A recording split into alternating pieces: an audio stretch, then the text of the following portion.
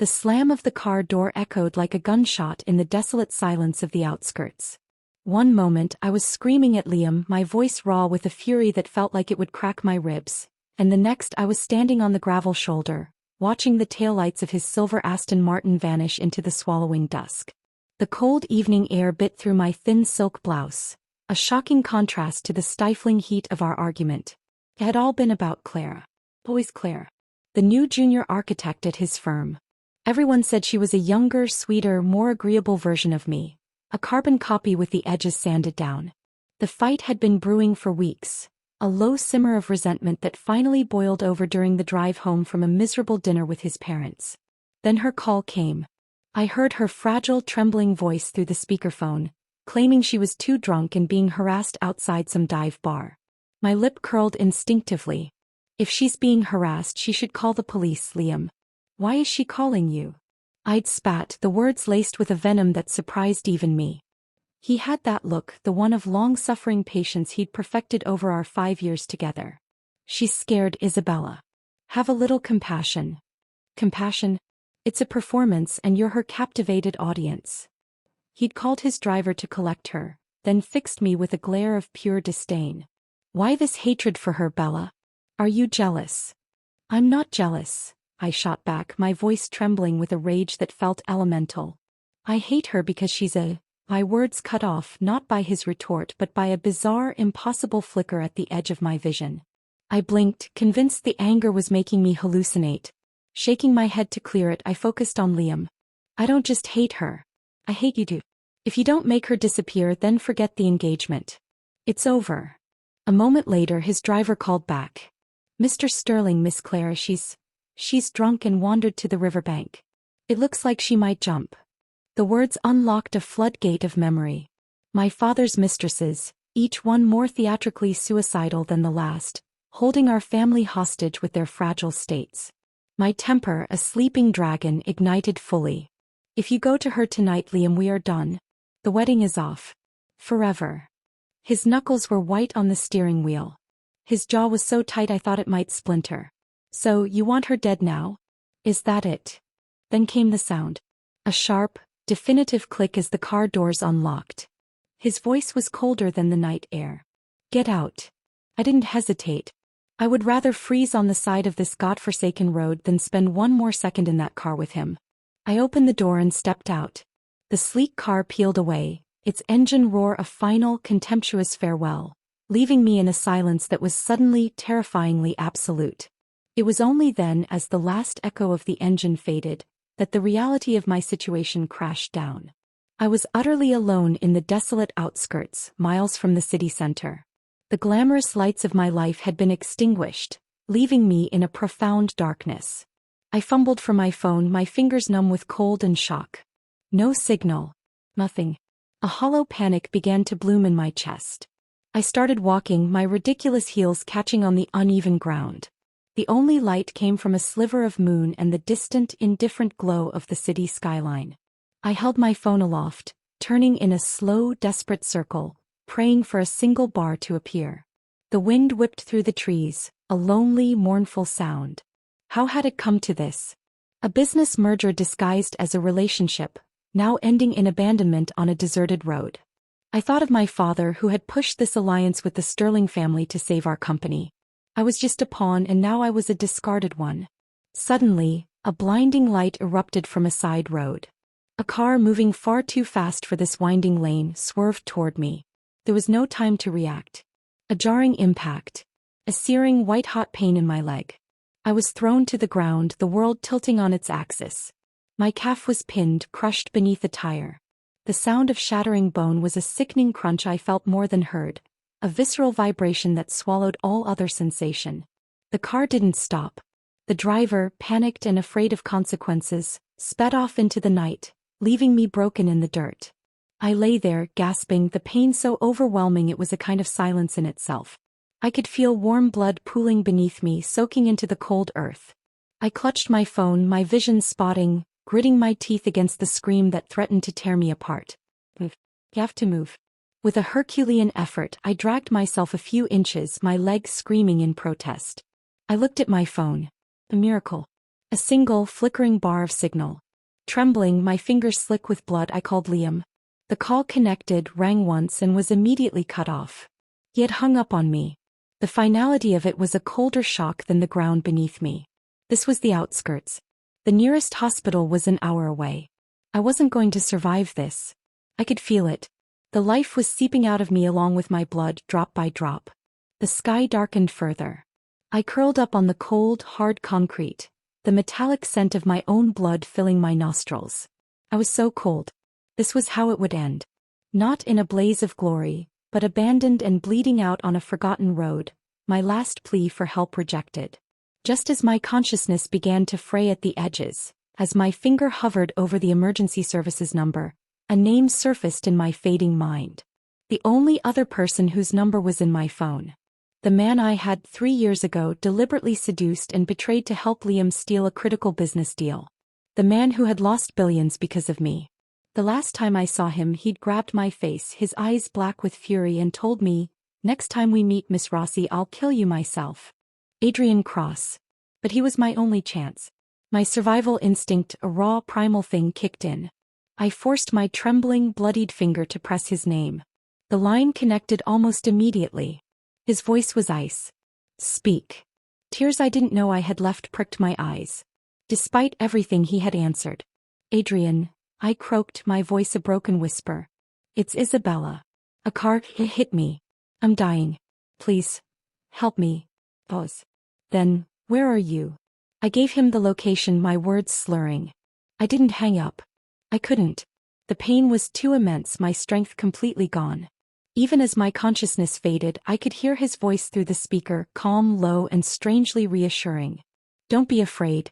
Just hold on." It was strange. In all our years of rivalry and my ultimate betrayal, he had never spoken to me with such gentleness. But in that moment, lying in the dirt and facing death, his voice felt like the only solid thing in a dissolving world. The moon broke through the clouds, casting a pale, ghostly light across the ground. The wind was bitter. I could feel my body temperature plummeting as my blood continued to seep out. I shivered violently, my vision blurring, stained red with exhaustion and blood. And then I saw him. A figure, tall and silhouetted against the moonlight, running toward me. He rushed to my side, his face a mask of panic I never could have imagined him possessing. His hands were surprisingly gentle as he assessed the damage, his voice a steady murmur. "I'm here, Isabella. An ambulance is on its way. Stay with me." Just before the world slipped into a final, welcoming darkness, I felt his hand close around mine. It was warm. And then nothing. Consciousness returned not as a light, but as a slow, painful tide. I became aware of a constant dull ache in my leg, the sterile scent of antiseptic and the steady rhythmic beep of a heart monitor. I was in a hospital bed. I was alive. During the 2 weeks I spent floating in and out of a coma, fragments of understanding began to piece themselves together in my drug-addled mind. I had dreams, vivid and strange, that felt more like memories of a story being told. I was a character, it seemed. The tragic first love in a predictable narrative. I was supposed to die, a beautiful, melancholic memory that would haunt Liam Sterling and fuel his tortured romance with my softer, gentler replacement, Clara. The entire plot was revolting. I couldn't even die in peace. I was to be reduced to a plot device, a ghost fueling someone else's romance. The clarity of this absurd revelation felt as real as the pain in my leg. It was a horrifying truth that settled in my bones. My life, my feelings, my death, were all meant to be in service of a story I wanted no part of. The day I finally managed to pry my eyes open, the world was blurry. I was in a private room, sunlight streaming through the blinds. The first thing I saw was him. Adrian Cross was asleep in an armchair pulled close to my bedside, his head resting at an uncomfortable angle. He looked exhausted. There were dark circles under his eyes, and his usually impeccable suit was wrinkled. He had been here, watching over me. As if sensing my wakefulness, his eyes snapped open. He stared at me for a stunned second, then quickly straightened up and pressed the call button for the doctor. While a team of medical professionals checked my vitals and examined my heavily casted leg, he remained nearby, his gaze fixed on me with an intensity one couldn't decipher. Only when the head doctor gave his full report, severe leg fracture, significant blood loss, but stable and on the mend, did Adrian approach the bed. It was then I noticed the profound weariness etched into his features. So he really had been here day and night. He looked down at me, his expression unreadable. "Why did you call me?" he asked, his voice low. My throat was parched, my voice a dry rasp. How could I explain it? I couldn't tell him about the dreams, about my supposed narrative destiny. I just dialed randomly. I whispered, the lie tasting like dust. "Thank you for saving me." His dark eyes remained as cold and impenetrable as ever, void of the warmth I thought I'd heard on the phone. "You're stable now," he replied curtly. "Call your fiancé. Have him come pick you up." "Adrian, I murmured, a desperate, half-formed idea taking root. If I went back to Liam, I would be walking back into that pre-written tragedy. Back to a man who had left me to die. Back to a father who saw me as a business asset. The thought was suffocating. Maybe I could stay here in this unpredictable space with this dangerous man. It was a risk, but any risk was better than the certain doom of that other path. Maybe we could be friends? He stood there, backlit by the sunlight, his tall figure casting long shadows across the room. His voice turned mocking. "Being friends with Miss Rossi costs tens of billions. Or have you forgotten?" The reminder of my betrayal was a slap. Adrian had clawed his way up from nothing. No family background, no safety net, only a ruthless, relentless ambition. He was infamous in the business world for his aggressive, merciless tactics. 3 years ago I had been Liam's weapon against him. I'd approached him on purpose, gotten close, lowered his guard. Then I'd helped Liam snatch away his most critical business deal. He'd lost everything because of me. That loss had nearly destroyed him, and the man who emerged from the wreckage was harder, colder, and more dangerous than ever. "Call him," Adrian repeated, his tone leaving no room for argument, and turned to leave. I watched him go, a sudden, chilling fear gripping me. If he sent me back now, I was lost. A strange impulse seized me. A reckless, survivalist gambit. As his hand touched the door handle, I almost reflexively murmured, "Husband." Adrian froze in the doorway. His whole body went rigid. He'd heard me. Heat flooded my cheeks, a mortified blush that burned from my neck to my forehead. I wanted to disappear into the thin hospital sheets. He slowly turned around. "Did you hit your head?" he asked, completely deadpan. I buried myself deeper under the covers, peeking at him through a tiny gap. "Maybe," I mumbled, the word muffled by the blanket. I had learned something else during my time in the hospital, from snippets of conversation and the research my secretary Elena had quietly provided. Clara was the daughter of the woman my father had cheated with for years. In the narrative of my dreams after my death, my father would officially recognize Clara as his daughter. She would take my place in every way, in his affections and, eventually, by marrying Liam. My own death didn't seem to sadden him much. He already had a replacement lined up. But he had begged me to marry into the Sterling family to save his company. Clearly, I would never matter more than his business interests. So, instead of going back to be used as a pawn again, I decided to lean into this. Why not just pretend to be mentally unwell, confused from the accident? It was a flimsy shield, but it was all I had. I sat up and looked at Adrian, deciding to test the waters of this new persona. Back then, I began weaving truth with fiction. My dad forced me to get close to you to pay off his debts. Even if it was a business arrangement, you didn't have to treat me so coldly. We could have at least been friends. The room was heavy and still. Adrian stood half hidden by shadows, his gaze deep and unreadable. I coughed lightly. "Adrian, I want some water."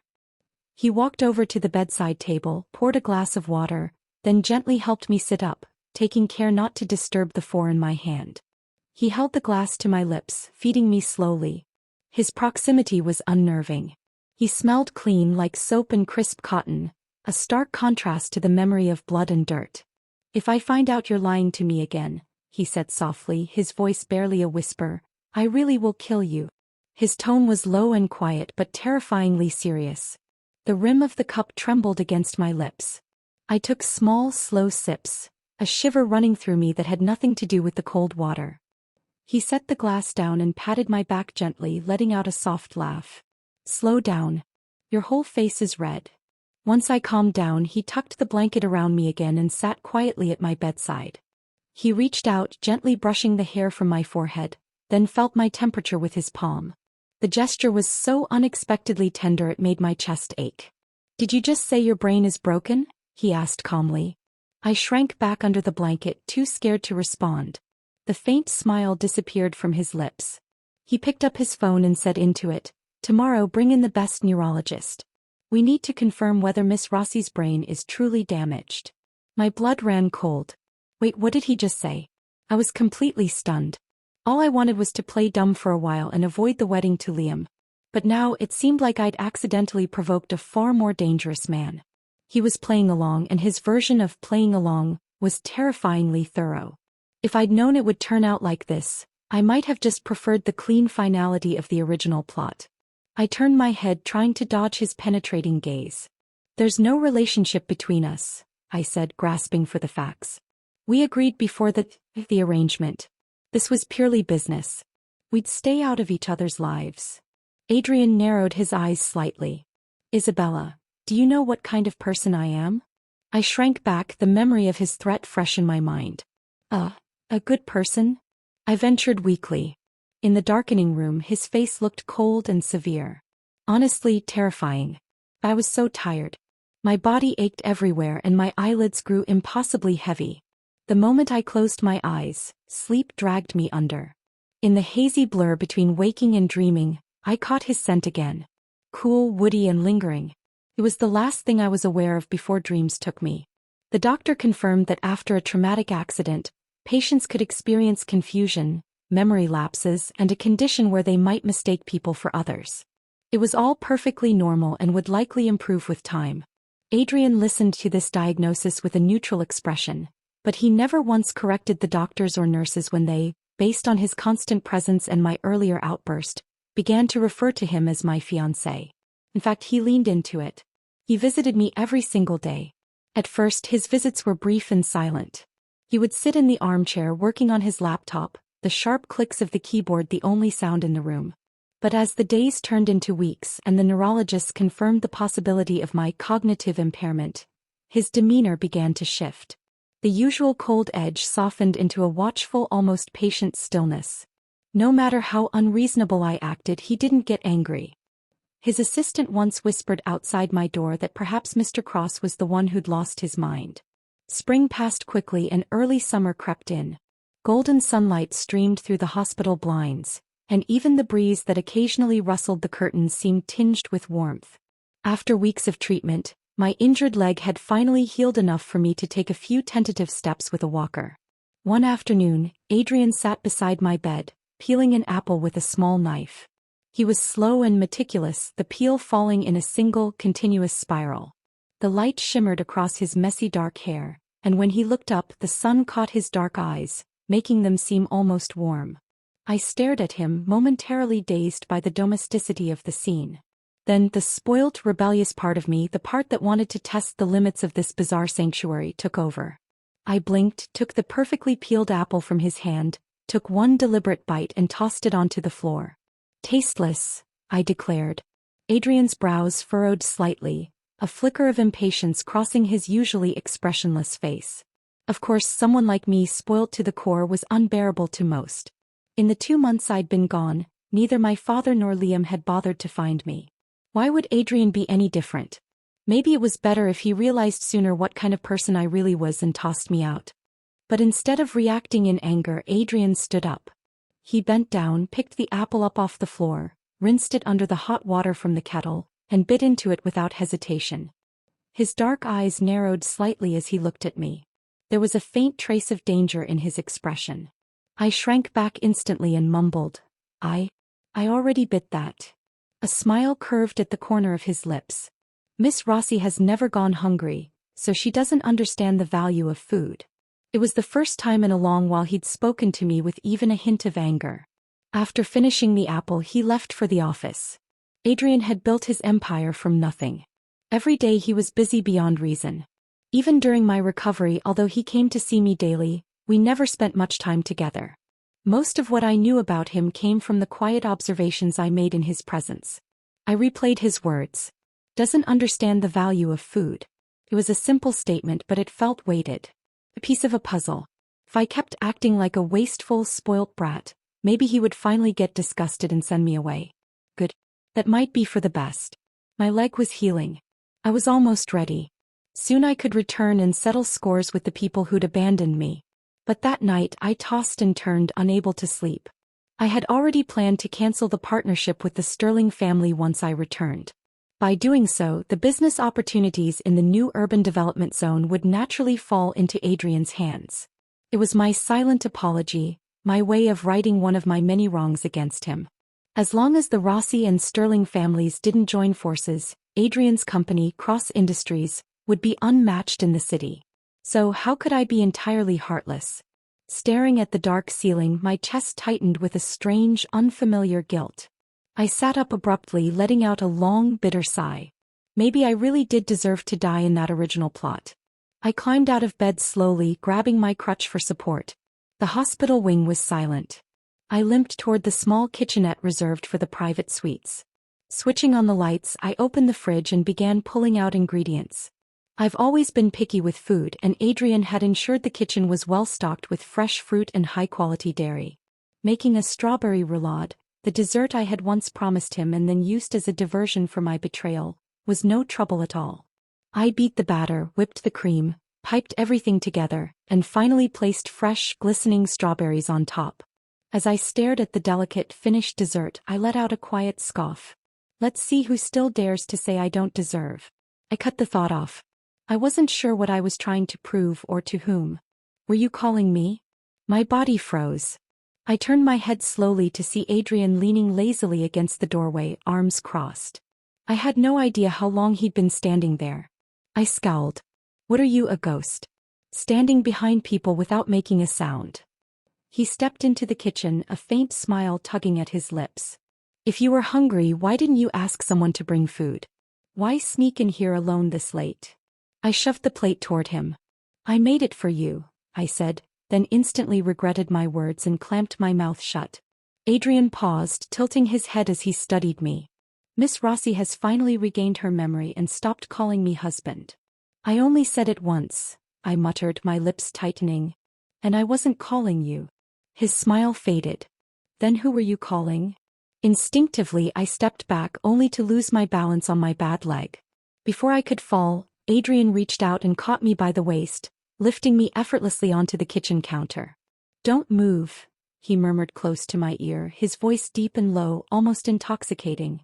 I swallowed hard, my breath quickening. He placed one hand on the counter beside me, leaning slightly as his gaze shifted to the plate. You made this for me? I gave a faint nod. But I don't like sweets, he said. Then throw it away. Or give it to the dog, I added, the old defensiveness rising. He picked up a spoon and took a bite. A rare, slow smile spread across his face. Not bad. Then he held the spoon out to me. Taste it. I turned my head slightly. I don't eat sweets at night. I'll gain weight.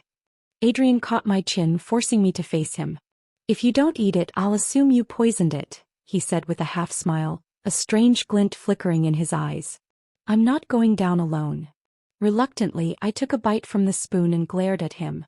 Dog. He only laughed and continued eating, spooning small bites into my mouth between his own. The scent of sugar and cream filled the air. The roulade was soon gone.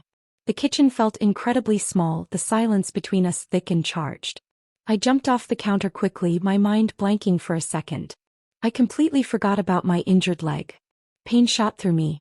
I stumbled forward, grabbing onto Adrian's robe to steady myself. My hand yanked it open and then I froze.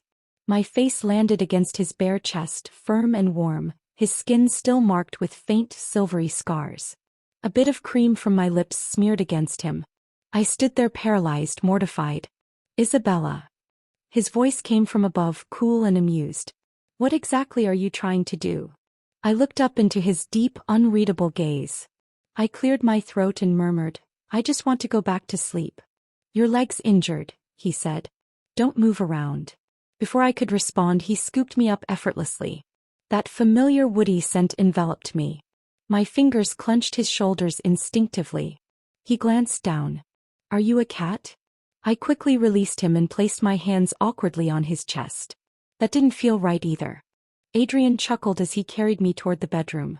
If your brain's fully recovered, he said softly. Then tell me, how should I deal with you? I blinked up at him with wide, innocent eyes, falling back into my only defense. I don't know what you mean. Husband. His steps faltered. His eyes darkened. Does Miss Rossi think I built my empire by being easy to fool? This man was getting harder and harder to manipulate. He set me gently down on the bed. I, driven by a mix of panic and a desperate need to maintain my act, looped my arms around his neck and kissed him lightly on the cheek. His whole body tensed. His expression froze. Blushing, I whispered, "Good night." He didn't move for a long moment, just looked at me before finally turning and leaving without a word. I lay in the dark, my heart hammering against my ribs, wondering if I had just made a catastrophic mistake or taken a necessary step in my desperate game of survival. The next morning I was jolted awake by the shrill ringing of my phone. Eyes still closed, I fumbled beneath my pillow until my fingers brushed against the vibrating device. It was my private secretary, Elena. "Miss Rossi," her familiar voice came through the speaker. "Yesterday Mr. Sterling asked me about your whereabouts." Only Elena had access to this number. I rubbed the sleep from my eyes and muttered, "What did you tell him?" "I said you'd gone to Europe on business and wouldn't be back for a while," I murmured, turning over in the luxurious bed Adrian had provided. "Well, the wedding's next month. I'm not planning on going back anyway. He can marry whoever he likes." A newfound clarity hardened my voice. "Elena, you were right. Even if it was a marriage of convenience, I can't just settle for a trashy man. I see things clearly now." My gaze drifted to the ornate ceiling as Liam's words echoed in my memory. How he once said meeting Clara felt refreshing. I hadn't understood what he meant at the time. But after these weeks with Adrian, unpredictable, dangerous but utterly, compellingly real, I had to admit that Liam's so-called novelty was shallow. What I was experiencing now was a tempest, and I was no longer sure I wanted to reach calm waters. Just as the words left my lips, I met a pair of dark, unreadable eyes in the corner of the room. I froze. My mind went blank as a wave of icy panic crashed through me. How long had he been there? I hurriedly ended the call and shoved my phone behind me. My voice trembled. Why? Why are you here?" He was still wearing the same dark robe from last night. Had he stayed? He sat up from the armchair he'd been lounging in, propping his head in one hand. "I spent the night thinking about why you kissed me," he said casually. Before I knew it, the sun was up. Who the hell thinks about a kiss all night? The thought was both terrifying and strangely thrilling. I tried to slow my breathing, but nothing could stop the dread rising inside me.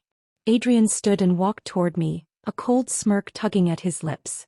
"At first I didn't understand, but after hearing your little phone call, everything makes sense now." His hand clamped around my wrist, his grip tight and unrelenting. "Isabella," he said darkly, "so all this time you've just been playing with me." Veins bulged at his temples. He was genuinely furious. His fingers dug into my skin and I let out a quiet gasp of pain. At that, his expression faltered slightly and he released me. I clutched my wrist, too afraid to look at him. My voice came out as a whisper. It seemed to clear up last night." He laughed coldly. "So when you called me husband last night, you were fully aware of what you were doing?" I met his gaze, eyes brimming with unshed tears. "I didn't mean to." He reached out, his rough fingertip brushing the corner of my eye. With his other hand he gently massaged my sore wrist. "That won't do," he said in a low voice. "You don't get to walk away mid-game. If you try, I might just retaliate." Before I could speak, he suddenly leaned down and bit down hard on the fleshy part of my hand between my thumb and forefinger. "You dog," I hissed, wincing. But instead of getting angry, he lowered his gaze, the corner of his mouth lifting in a quiet laugh. Suddenly my phone rang again. Before I could even move, Adrian snatched it from behind me and answered. Liam's voice came through immediately. "Isabella, our wedding's next month. Where the hell have you gone?" He must have gotten Elena's number. Adrian's expression darkened. I reached out to grab the phone, but he stepped back, causing me to stumble forward straight into his chest. His large hand wrapped around mine, warm and firm. I mouthed silently, "I don't want to marry him. Don't let him find me." Adrian's eyes flickered, something in them shifting. Then Liam's voice came again, sharper this time. "I know you're trying to run away, but even if you disappear, the Rossi family still has another daughter. The marriage will happen with or without you. Adrian narrowed his eyes, playing with my fingers lazily as he said, "Her brain's broken. So no, she won't be marrying you." There was a beat of silence. "Who are you? Why do you have Isabella's phone? Where is she?" Adrian glanced down at me and smiled faintly. "She's right here in my hands." He tightened his arms around me, not rough but firm. His cool, woodsy scent enveloped me. I was too stunned to move. "Isabella." Liam growled through the phone. Adrian didn't let him finish. He hung up and tossed the phone aside. Then, with a gentleness that completely contradicted his previous coldness, he brushed the hair from my forehead and asked quietly, "Want to get back at your dear fiancé?" I stared at him blankly. My mind had stopped functioning entirely. Only after a moment did I realize I had nodded. Adrian's fingers traced from my ear down my cheek and finally rested on my lips. His voice was deep, alluring, restrained. "Relax." That only made me more anxious. He pulled me closer, his intent clear. I squeezed my eyes shut, then opened them again. "I can't," I breathed. "Not like this." A knock at the door interrupted everything. Adrian immediately stepped away, his mask of cold control snapping back into place.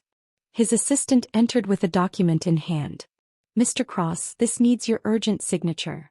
Adrian took it, his expression calm again, but I noticed the way his eyes darkened slightly, suppressing something. He signed the document and handed it back. As his assistant left, Adrian glanced back at me. "I'm busy today," he said, his voice back to its businesslike tone, "but I'll come find you tonight." My brain short-circuited. "Do you ever sleep?" He chuckled. "Then you'd better be clean and ready for me tonight." I sat there stunned, watching his retreating figure, and suddenly it hit me. He had completely, thoroughly misunderstood my "I can't." He thought I was acquiescing. That evening, the maid did help me take a long bath. I wasn't sure if it was Adrian's idea, but even the body wash had a delicate, calming floral scent.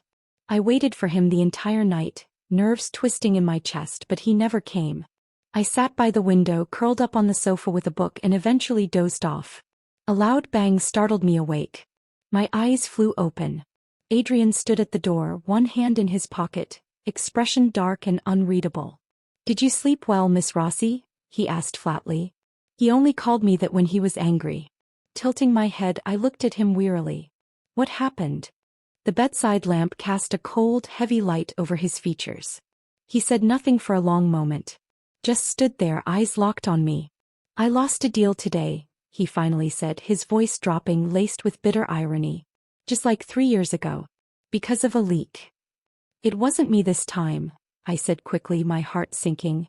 Adrian stepped closer, his fingers tightening around my wrist. "I saved your life and you're still plotting behind my back. Do you even have a heart?"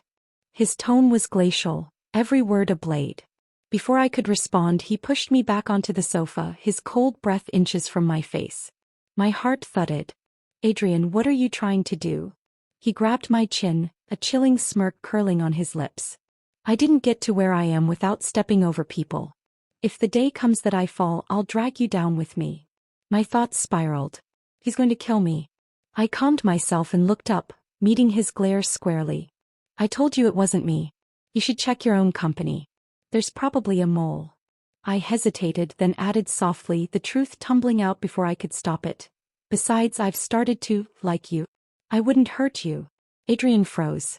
He just stared at me and then slowly smiled. It wasn't a pleasant smile. It was sharp, predatory. "Even if you're lying, Isabella, I'll take it."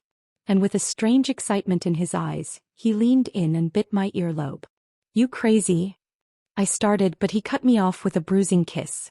The world narrowed to the pressure of his mouth on mine, a bruising, punishing kiss that felt more like a brand than a caress. It was a clash of teeth and desperation, a battle for dominance I had no hope of winning. His hand cradled the back of my head, not with tenderness, but with a possessiveness that sent a violent shiver down my spine. The other hand interlaced our fingers, pinning mine to the sofa, his grip unyielding. I could taste his anger, bitter and metallic, and beneath it something else. A raw, wounded betrayal that mirrored my own from months ago. He was a man who trusted no one, and I was the living proof of why. When he finally pulled away, we were both gasping for air.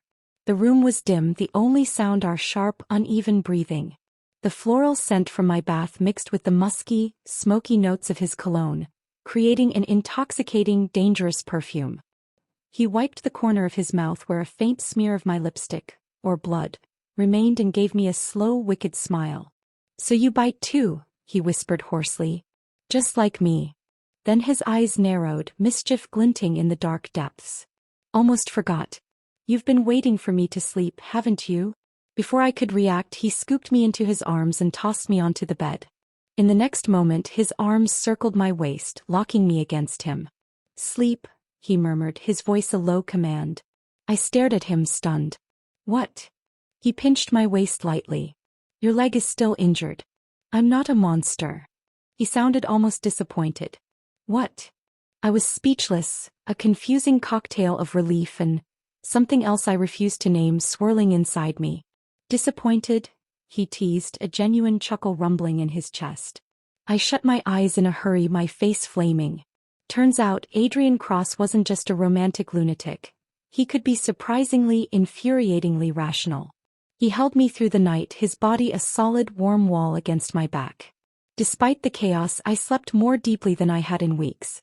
The next day, he confiscated my phone and began digging into the leak himself. It didn't take long for his ruthlessly efficient team to uncover the truth. The culprit was one of his own trusted subordinates, a man who had been with him for years, bought out by the Sterling family. The day I was officially cleared, Adrian returned to my room and tossed my phone onto the bed. As soon as I turned it on, it exploded with missed calls and messages. All from Liam. As the wedding date drew near, he was clearly starting to panic. Adrian stood by the window watching me. "I'm sorry," he said quietly. I jumped to conclusions. I stared at my screen, my expression blank. With my record, his suspicion was not just natural, it was logical. "It's natural you'd suspect me. I'd suspect me too." He was silent for a moment. "Still, I took your phone and didn't let you go out." I frowned. "My leg's injured. The doctor told me to rest." "Where exactly was I supposed to go?" He chuckled softly, the sound surprisingly gentle. "Then let me make it up to you." I looked up just in time to see a faint, unguarded softness in his eyes. It vanished as quickly as it appeared, but I had seen it. "I want to go to the wedding tomorrow," I said, the decision solidifying as I spoke the words. His faint smile faded. His eyes grew cold again, possessive, unreadable. "I got an invitation too," he said softly. "But I seem to be missing a date." A thrill, sharp and dangerous, shot through me. "Are you asking me?" "I'm telling you," he corrected, but there was a question in his eyes. "All right," I agreed. He exhaled a slow, controlled breath. "See, I'm not as terrifying as everyone makes me out to be." But then his eyes grew cold again. Unreadable. I felt a shiver of apprehension. This man was a labyrinth of contradictions. That night, Adrian surprised me by offering to massage my leg. His usual aura was feral, wild like a stray dog. But tonight he was oddly gentle. He must have felt guilty for doubting me. He knelt on the floor, his hands carefully tending to my ankle, his touch firm and sure. I smiled down at him. In this strange new dynamic, it felt right, like he owed me this small service. He glanced up, his tone a little sharp. "Why are you smiling like that? Like a sly little fox." "You're the fox. Your whole family's full of foxes," I snapped back. His gaze lingered on my leg, dimming for a second. "Is it better?" I nodded. "The doctor said it's almost fully healed." There was a pause. Then he asked, his voice deceptively casual, "Didn't you say you liked me?" My heart stuttered. That. I had said it in a desperate attempt to survive. Panicking, I tried to pull my leg away. "If you believe that just because I said it, then you're not as smart as I thought." Immediately I felt my cheeks grow hot. I knew I was blushing, my ears burning. Adrian's gaze fell to my ears, which were no doubt flushed. He laughed, then suddenly grabbed my chin and kissed me. It was short but firm, a stamp of possession. When he pulled back, his eyes searched mine. "That thing we didn't finish last time," he whispered, his voice a low thrum that vibrated through me. "Let's finish it now." I blinked, confused. Then he pinned me down and the world dissolved. His lips found the curve of my neck. He leaned back just enough to study my expression. The room lights were off and silver moonlight poured in, softening his sharp features. He looked devastating. "Are you scared?" he murmured. Who's scared? I panted, shoving at him. Adrian, you bastard. He held down my hands, the heat of his body seeping into mine. Save your strength, he said with a wicked grin. You'll need it to curse me later. He kissed me again hard, swallowing every protest.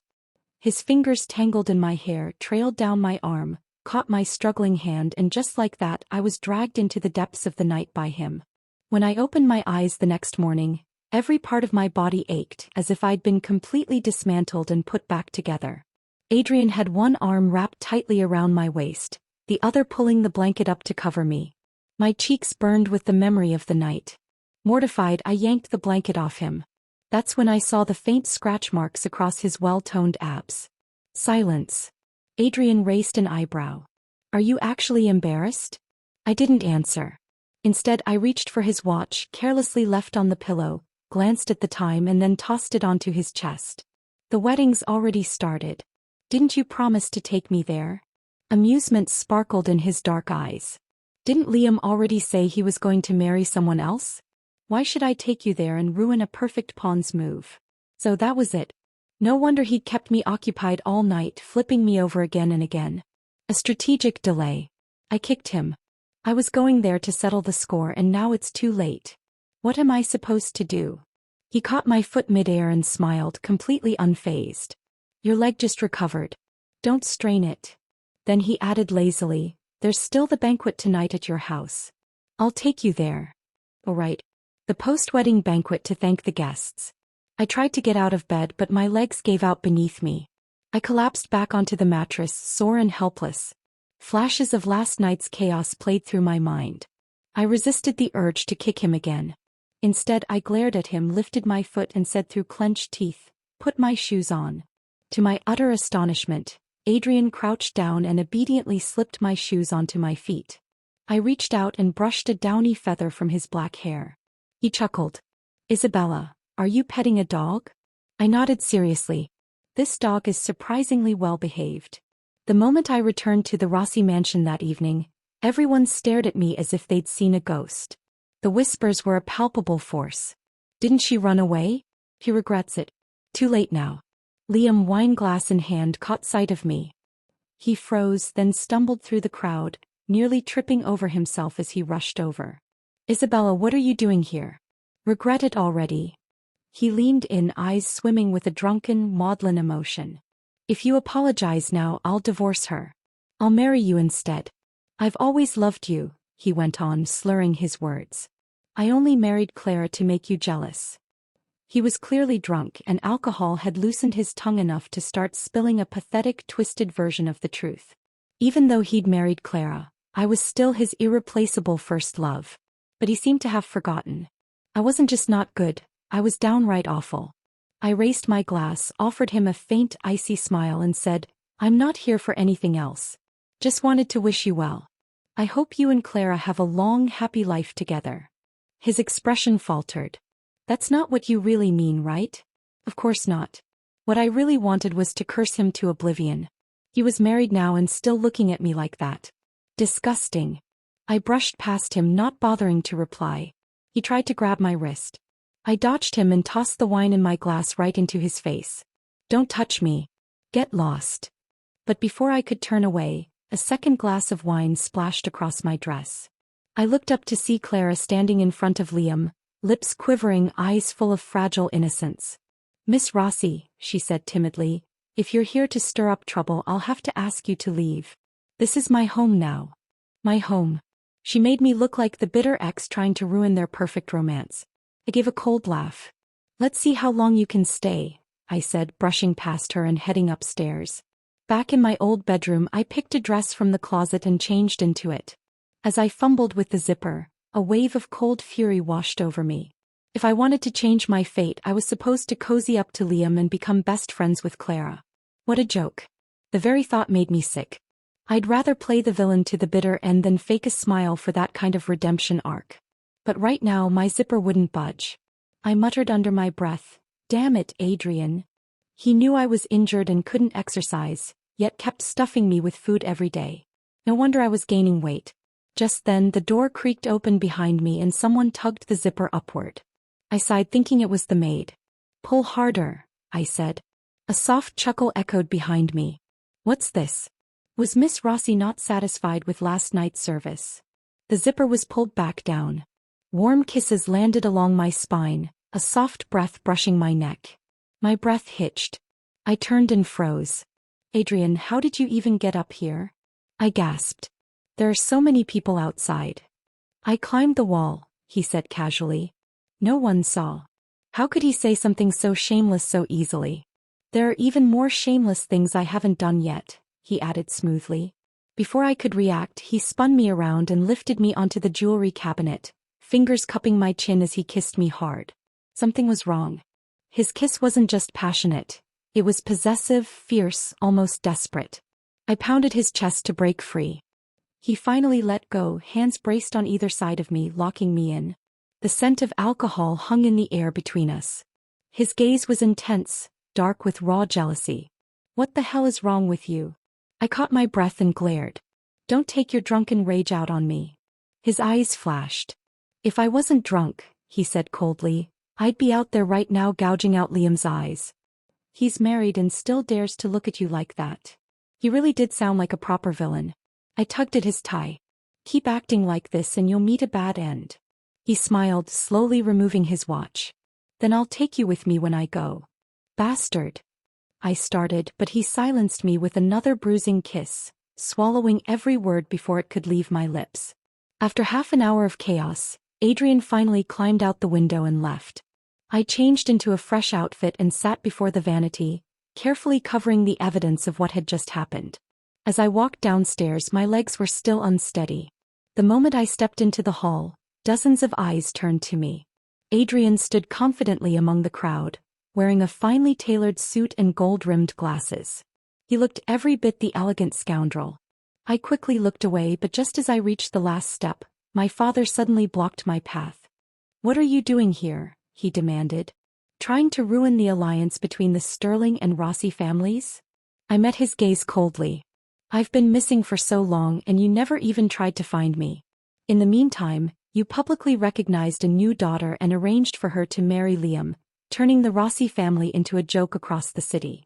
No sooner had the words left my mouth than a sharp smack echoed through the room. My father had slapped me. My head snapped to the side, the metallic taste of blood blooming in my mouth. The entire hall went dead silent. I saw Adrian's expression darken like a thundercloud, but I stopped him with just a glance. This was my fight. My father pointed at me furiously. You ungrateful girl, get out of my sight. I had always obeyed him. Never once had I contradicted him in public. But now I straightened my spine, wiping the blood from my lip. This is my home, I said slowly, my voice ringing with a clarity that carried across the silent hall. And from today onward, I sneered, Rossi Corporation belongs to me. My secretary Elena hurried to my side, handing me a folder. I signed the document inside and tossed it at my father's feet. You always said Rossi Corporation was your life's work. For years I let you keep the title out of respect. But you seem to forget it wasn't just your company. My mother built it with you. She owned a major share. I paused, letting it sink in. What you didn't know was, before she died, my mother secretly acquired even more shares and she left them all to me. I now hold the largest stake. There will be a board meeting tomorrow. I expect you to attend. My father stood there frozen, unable to respond. I turned my gaze to the woman standing behind him, a middle-aged lady in a silk cheapao. Clara's mother. My father's first love, the one he never forgot even after marrying my mother. If I had really died in that car crash, everything that once belonged to my mother and me would have ended up in their hands. What a joke. I walked past them and faced Liam's parents. Once I take control of Rossi Corporation, we'll be cutting all ties with the Sterling family. Must have been tough for you to pull off such an elaborate bride swap today. Mr. Sterling's face turned a shade paler. You're severing ties? Who in the city would dare work with you then? I would. Adrian's voice rang out clearly from behind me. Mr. Sterling looked from Adrian to me, sneering. Everyone knows Adrian Cross is ruthless. You'd really give up the Sterling family for him? If you're willing, he added quickly, we can annul the marriage. Bring you back into the family. I smiled, a cold, sharp thing. Now I see why the Sterling family's business is so successful. You're not ashamed to say anything, Chairman Sterling. Adrian strolled toward me, tilting his head. And Miss Rossi doesn't find that disgusting? I was caught off guard by his bluntness. He smirked coldly. Since you're not in the habit of picking up trash, why stay here? I almost laughed out loud. His sharp tongue really had no rival. Meanwhile, Liam had been silently watching me the whole time. He murmured something under his breath. It wasn't until later I would learn what he said. No one will ever love you the way I do. If you insist on throwing yourself into the fire, don't expect me to care anymore. No wonder Clara, standing next to him, was crying in frustration. Without sparing him another glance, I turned and walked out with Adrian. As we stepped outside, my heel suddenly gave way. Pain shot through my ankle. I winced, looking at Adrian's retreating back. Why are you walking so fast? I muttered under my breath. He stopped, turned around, and squatted in front of me. I'll carry you. Gasps erupted from the hall behind us. What stunned them wasn't the intimacy. Our social circle was no stranger to scandal. What stunned them was that Adrian Cross of all people actually listened to me. I stared at him, still in a daze. What are you doing? He glanced over his shoulder and smiled. Miss, how long are you going to make me stay like this? Get on. I bit my lip and climbed onto his back. And just like that, he carried me away from the ruins of my old life.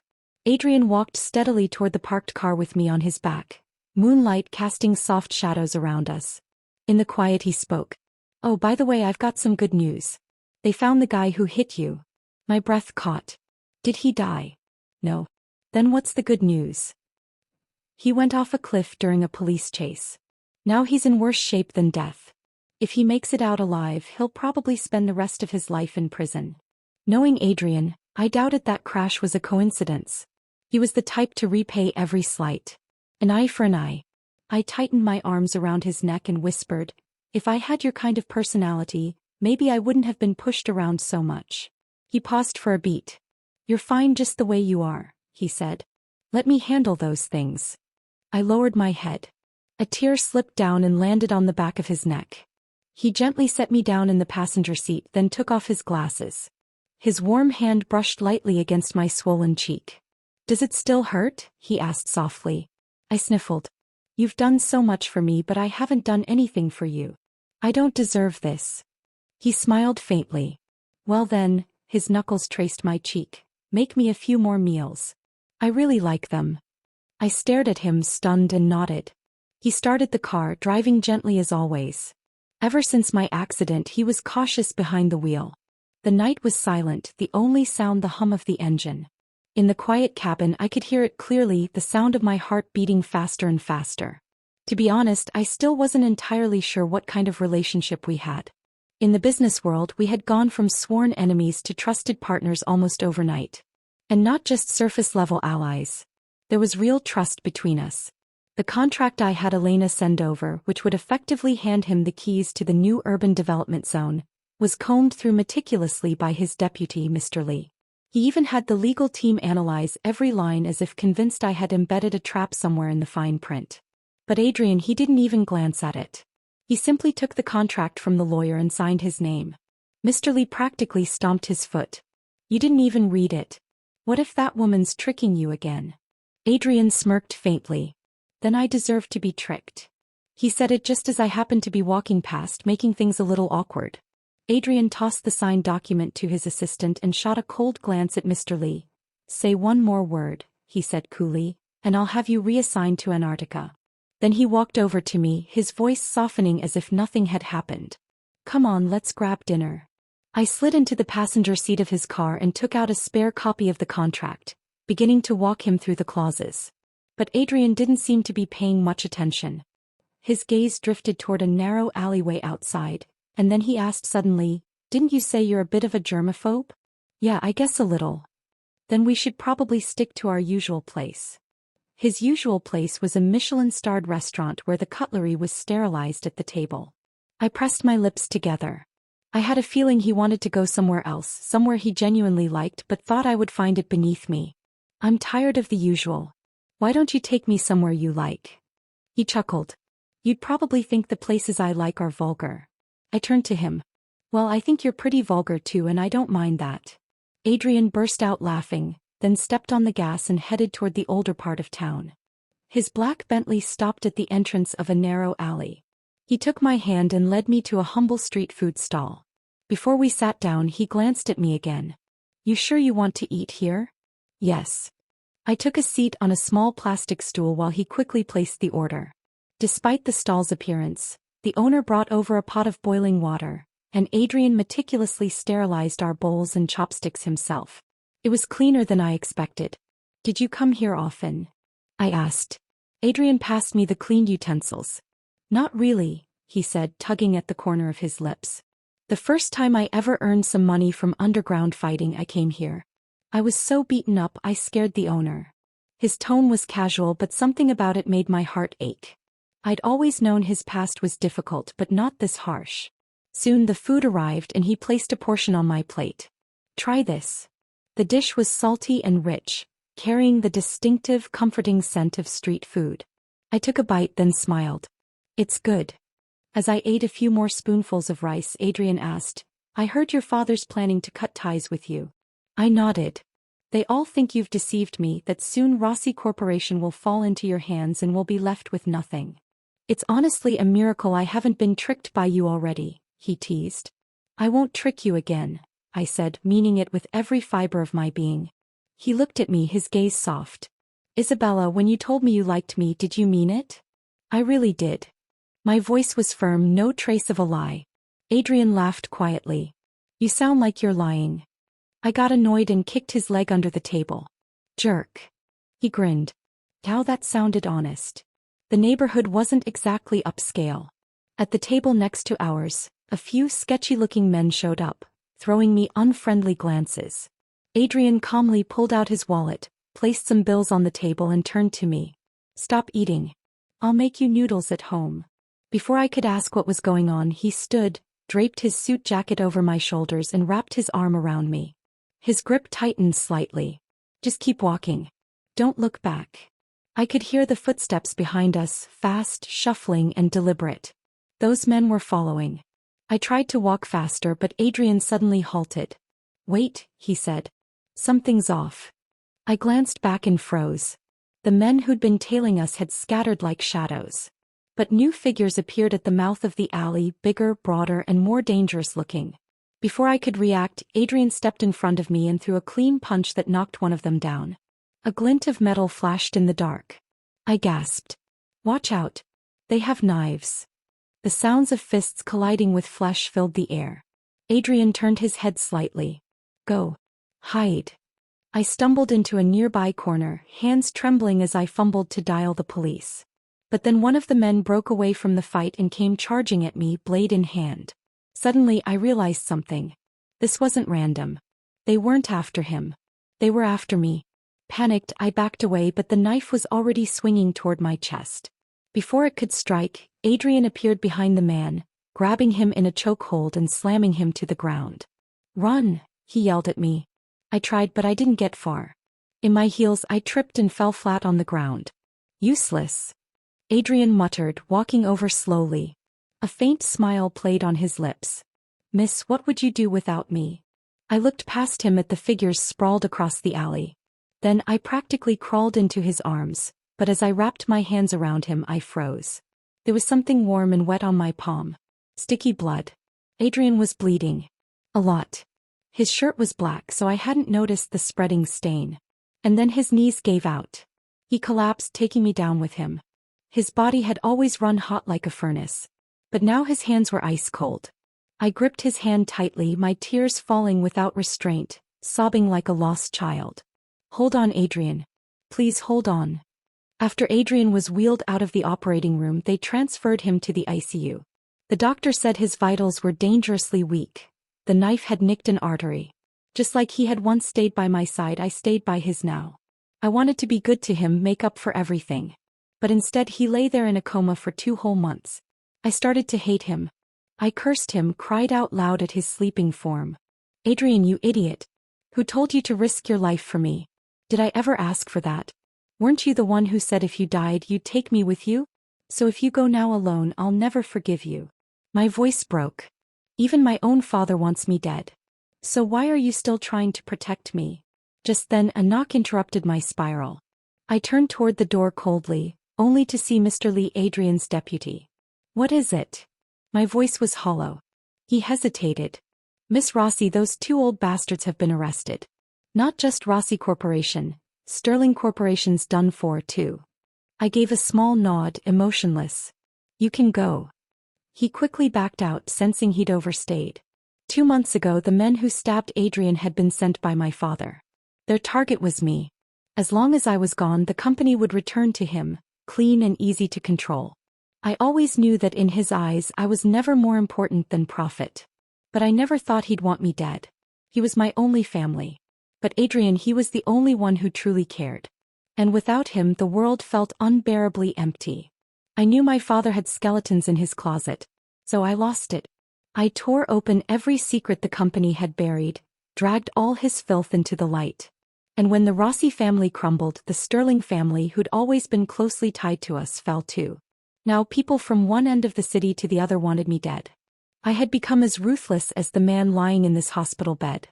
I leaned down beside Adrian, whispering, "Now it's not just my dad. Even the Sterling family is after me. So how about it? Wake up and protect me already.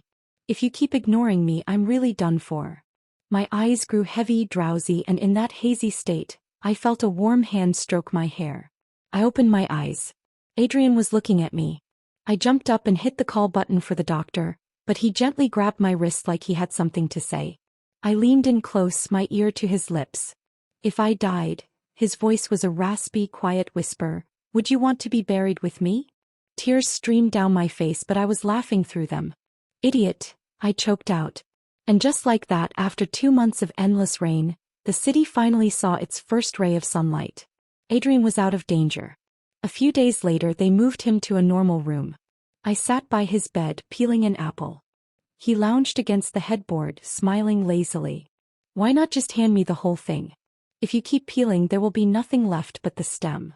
I shot him a glare but didn't stop. "Eat it or not, your choice." "Oh, I will," he said, taking a bite and raising a brow. "Lee told me you went a little insane while I was out." I forced a smile. "I lost my mind trying to avenge you. And in the end I lost the company too. Now I've got nothing. So hurry up and get better. Go earn me some money to repay your debt." Adrian chuckled. "Still recovering and you're already putting me to work. Have some compassion." I shook my head. "Nope.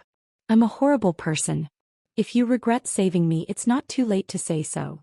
"I don't regret it," he said softly, lips curled into a faint smile. "If it's with you, I'd gladly suffer for the rest of my life." After the Sterling family declared bankruptcy, Liam fled overseas with the little he had left. Clara wanted to follow him, but her own mother tied her up and sold her to another rich man. I eventually heard the rich man dumped her after their engagement. Liam, on the other hand, made it big overseas and returned home. Adrian worried Liam might seek revenge, so he kept me under tight watch. But to our surprise, Liam no longer cared about me. The one he wanted revenge on was Clara. Apparently, he lured her back to the old Sterling estate and locked her in the basement. A week later, she escaped and called the police. When they found her, she was battered, barely alive. She cut ties with her mother and insisted on pressing charges. When things seemed hopeless, a top lawyer suddenly appeared to help her. He won the case. Liam went to prison. I may have anonymously funded that lawyer. One evening, I was curled up against Adrian's chest on the sofa watching TV. He looked down at me, laughing. His chest rumbled under my cheek. "Miss, do you have to tear my clothes off every time?" he teased. "Do you have some kind of fetish?" I took a bite of the peach he handed me. "Only way to get a moment of peace. It was our private joke." "By the way," I said, "the lawyer who helped Clara, wasn't he your high school classmate?" Adrian hugged me tighter, his chin grazing the top of my head. "Then could you do one more good deed?" I looked up. "What is it?" He didn't answer. Instead, he went into the bedroom and changed into a white shirt. He rarely wore white, but when he did, it gave him this unapproachable glow. That face of his was already too handsome. This made it worse. My heart skipped a beat. He stepped toward me, eyes lowered, his voice serious. "When I woke up," he said, "I asked if when I died you'd want to be buried with me." I blinked, confused. He smiled, a real, unguarded smile that reached his eyes. I already know you do. Then without another word he slipped a stunning diamond ring onto my finger. I froze. You're not even going to ask if I want to? His smile deepened. I already know you do. So, Liam and Clara weren't the main couple after all. We got our perfect villainous romance ending. But unlike before when Adrian leaned down to kiss me, the world felt quiet, truly our own. That long lingering kiss seemed to stretch on forever. His fingers brushed my cheeks, tucking my hair behind my ear as he gazed at me through the soft light. What are you thinking about? He whispered. I breathed softly, my heart full. I'm thinking, from now on the story is just you and me. He smiled, stroking my hair. Then what should we do next? I wrapped my arms around his neck, stood on tiptoe and kissed him again. He pulled me down onto the couch. Outside, the rain tapped gently against the windows. The air turned warm, the dampness slowly evaporating. My vision blurred in the heat, and in the silence of the night, there was only rain, breath, and heartbeat. Adrian gently wiped away the tears at the corners of my eyes, his lips brushing my ear. There's something I think I forgot to say, he whispered. Isabel, I love you. I always have. The end.